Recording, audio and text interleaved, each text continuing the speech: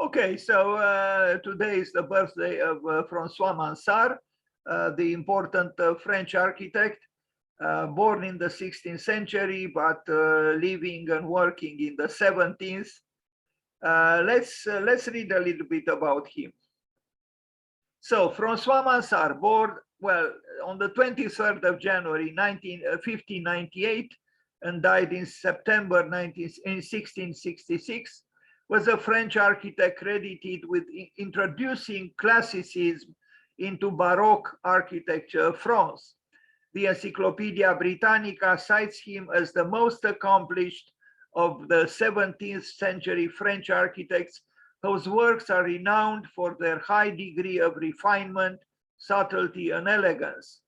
Mansart, as he is generally known, made extensive use of what? Sorry, I should have had, I guess, another page of text about him. But I want to say that apparently he was a perfectionist. I read that he was exasperating his clients. His constructions had, very high, expenditures, because apparently he was mad. He was destroying a building that he built if he didn't match, his perfectionism. If something didn't come out exactly as he thought, he would destroy what he built and rebuild. So that's why apparently the cost of his buildings were always very high. So that's what I read on Wikipedia and in different languages. So I guess it is, or it was true. Fortunately, he had clients from the elite of the French society of that time, but he also had critics and adversaries. And, there was, I understood, after Louis XIV, the Sun King came to power, his luck began to diminish. Anyway, Francois Mansart. But as I said, the name of of that what in Romania is called Mansart, that comes from him. His name is spelled with a T at the end or with a D, but apparently his genuine name is with a T at the end. Okay, so this was the man.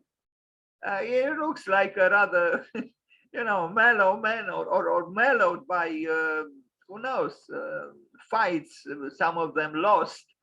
Anyway, and this is him and Claude Perrault, I think, on the right. But on the left is Francois Mansart. Yeah, we see here Perrault on the right, in the lower right corner, and on the left, Mansart. The letter S is a little bit difficult to read as an S anyway. And let's look at this engraving with Francois Mansart. He was important in his time, but this engraving was made after he died, and often these engravers took all kinds of so-called poetical licenses to depict the one they wanted to depict. Here is another one, Francois Mansart. He seems to have a longer nose here than in the previous one. Anyway, some graphic images of his. So apparently he was important for bringing what is called classicism into the Baroque. And this kind of mixture between Baroque sensibility and the so-called classical sensibility is in France perhaps more present than in some other parts. I think they were able to negotiate between even the flamboyance of the Baroque with a sense of measure that classicists brought in. He even made it, as you can see, on a team on the post, on the, how do you call it, stamp, République Française. So obviously he was important for the French culture. Francois Mansart, 1598-1666. Now, the Chateau de Maisons, not too many buildings by him survived to our time, but a few did. This is one that is important, the Chateau de Maisons, and it's true, a good building, perfectly symmetrical, but harmoniously conceived and built, and even if you don't like a lot, symmetry, you do have to acknowledge, the aesthetical value of such a building.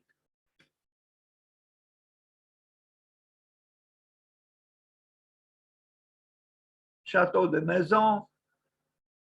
It's kind of interesting, the name, because chateau is castle and maison is house. So, it's like the castle of the houses. Like there is a village in Romania called the village of the city, Satul Orașului. Interesting name. Anyway, so Francois Mansart.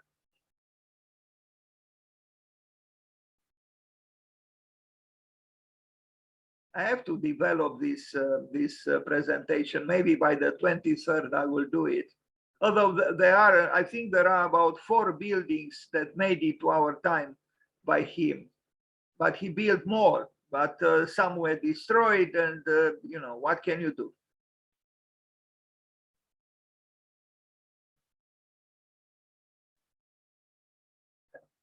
I guess that name Maison is the name of the client, of the beneficiary, because I see here written La façade principale du Château de Maisons La Fille. So that's probably the name of the the one who commissioned it. Now Val de Grace, an important building in Paris. From what I read, the building was built on his plans. He began building it, but then again, because of his perfectionism, he exasperated his client, and he was dismissed, and some other architect took over, but built the building according to his plans. And it is, a good building, even if it was not finalized by him. He probably would have never finalized it with his acknowledged perfectionism. Val de Grace, Paris, Francois Mansart. I particularly like that picture that we just saw. This one. It's rather dramatic.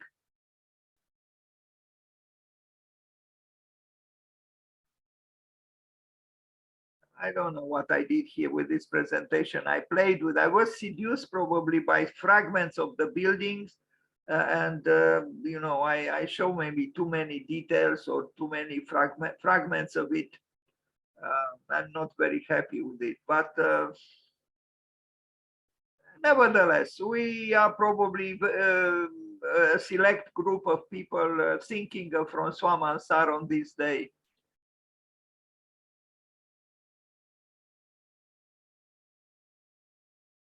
Val de Grace.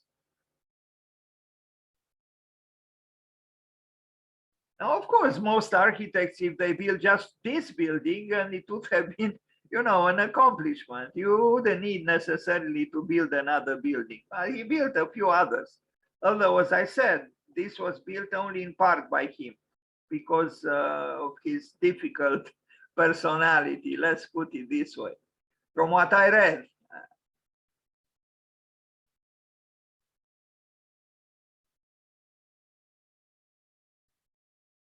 well, whatever it is said, architects do have an artistic temperament. So, some of them more, some of them less, but they do have. And it is that artistic temperament which produces sometimes beautiful things, other times difficult personalities, and other times both. What can you do? It comes with the artistic temperament. I wouldn't trust an architect who is totally, exclusively rational. No, an architect has to be also irrational because of the artistic side, which should be acknowledged, because it's that artistic side which produces, interesting works, and yes, through the difficulties.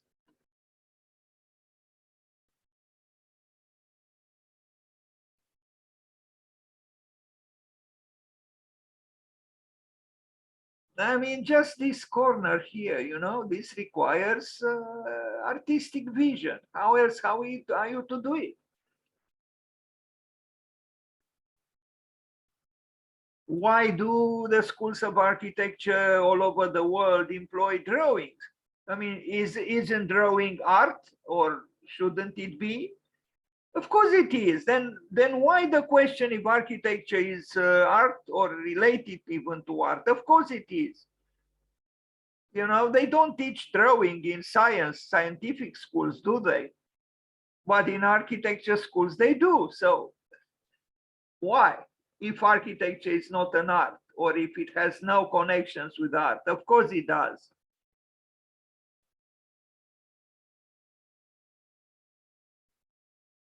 No, but it's very interesting, because I met students in architecture in the more advanced years, and I asked them, what do you think, architecture is an art or not? And I receive sometimes the answer, we don't know. Well, it's true, it's a different kind of art, more complicated, because it has function, it accommodates life within. I don't totally agree with Brâncuș, who said architecture is an inhabited sculpture. It's not. It's not. Architecture is different. It has that aspect, but it's not only that. It doesn't. If you take a sculpture and you inhabit it, you don't necessarily get architecture. That's what I think. But the sculpturalness of a building is important, of course.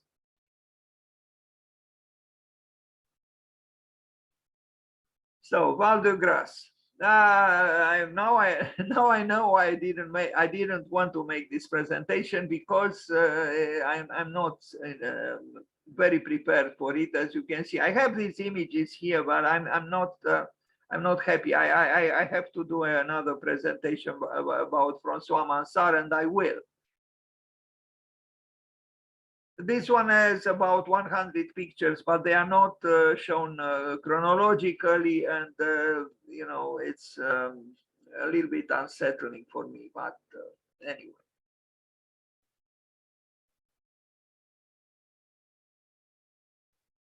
Francois Mansart. I presented his nephew, Hardouin Mansart, a few weeks ago when it was his birthday. From what I understood, Francois Mansart is the more important of the two Mansart, although the other one also built for the Louis XV, and he was a well-known architect. But it seems the most admired is still Francois, the difficult one, the perfectionist.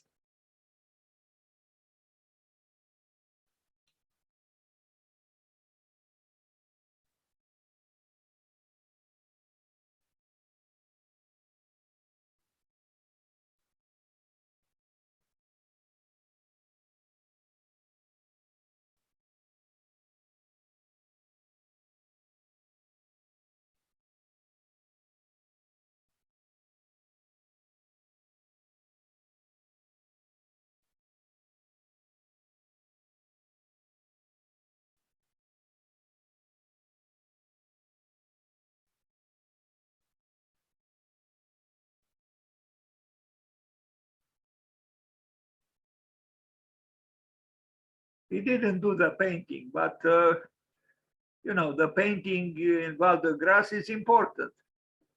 And well, what can we say? We don't do this sort of thing any longer. But you know, For many centuries, this was done. We don't do it any longer. Although I saw today a very interesting church built by the office EMBT, that is Enric Miralles Benedetta Taliabue in Barcelona, but the church was built in Italy. It was published on the zine, and I like that little church. It has some qualities. Benedetta Taliabue is an interesting architect, and she's her husband, Enric Miralles, was an exceptional architect, but he died at 40, and she continues her office. So, Val de Grace, one of the most important buildings in Paris.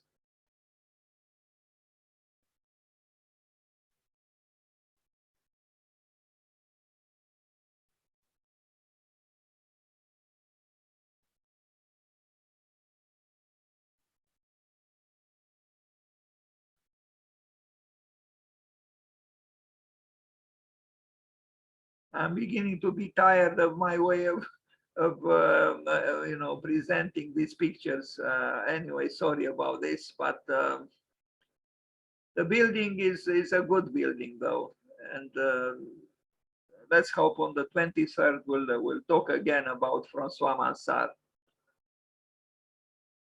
Now you see, in the past there wasn't the same density of buildings around it. I like this picture. It's